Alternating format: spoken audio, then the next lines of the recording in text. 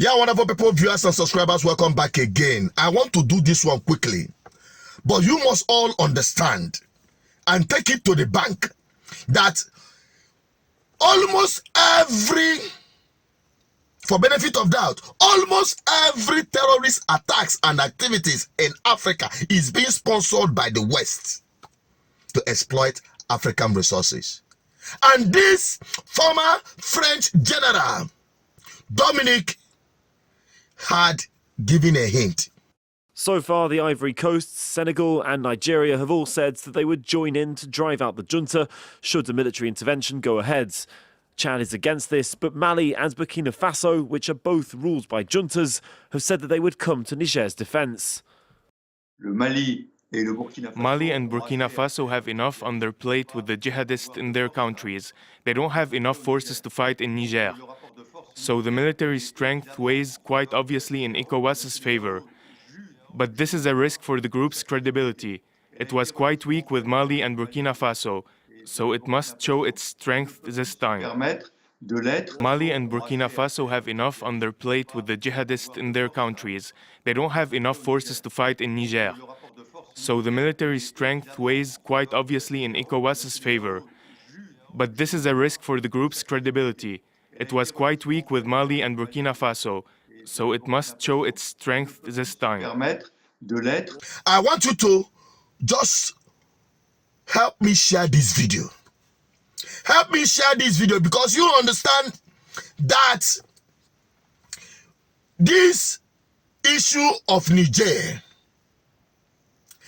Burkina Faso, Mali, they have all shown interest to join forces with Niger to protect the Niger sovereignty from the hands of NATO being pushed by America and France.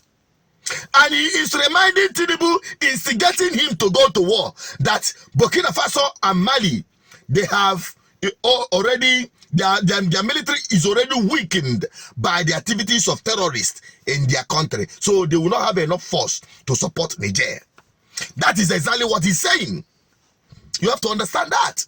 And Niger have already accused France for violating their airspace and releasing of jihadists to fight the army positions along the borderlines in Niger.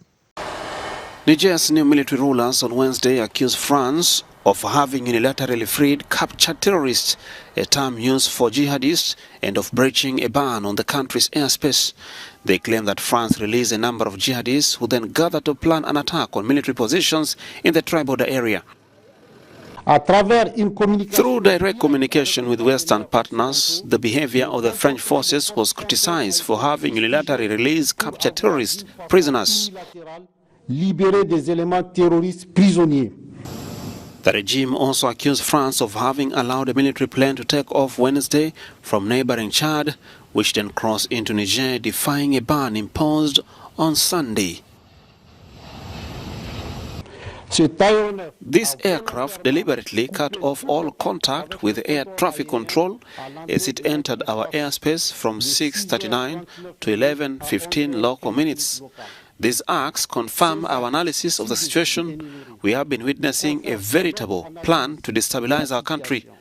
Nous assistons à un véritable plan de déstabilisation de notre pays. France has around 1,500 troops in Niger, supporting the country in its fight against jihadists who swept in from Mali in 2015. But relations broke down after French ally President Mohamed Bazoum was toppled by members of his guard on July 26.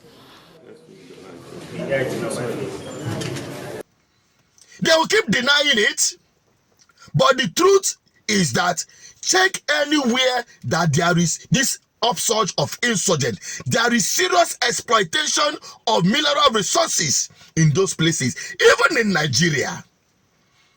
Go to Borno, go to Taraba or Jigawa, go to any of the places where they are exploiting huge mineral resources. You see the activities of these jihadists or these terrorists, as you may call it. So that is their game in Africa. They sponsor these guys to cause instability, to cause confusion and commotion, whereas through the backyard, they are exploiting these minerals. They are using these terrorists to push the owners of the resources away, occupy the place, and continue exploiting stealing the African resources. That is the truth. And that is what Niger is fighting.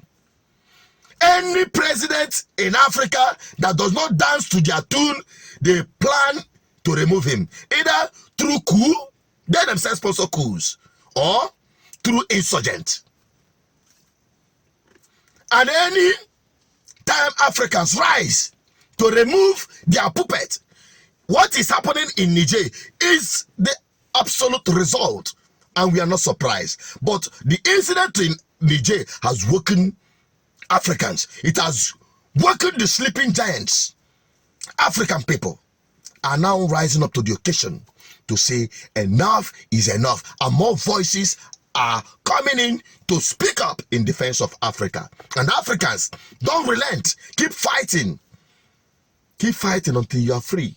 Nigerians, because Nigeria is the giant of Africa, as they say, they need their puppet as the president. And that is why Tinubu is hell-bent to drag Nigeria into this madness.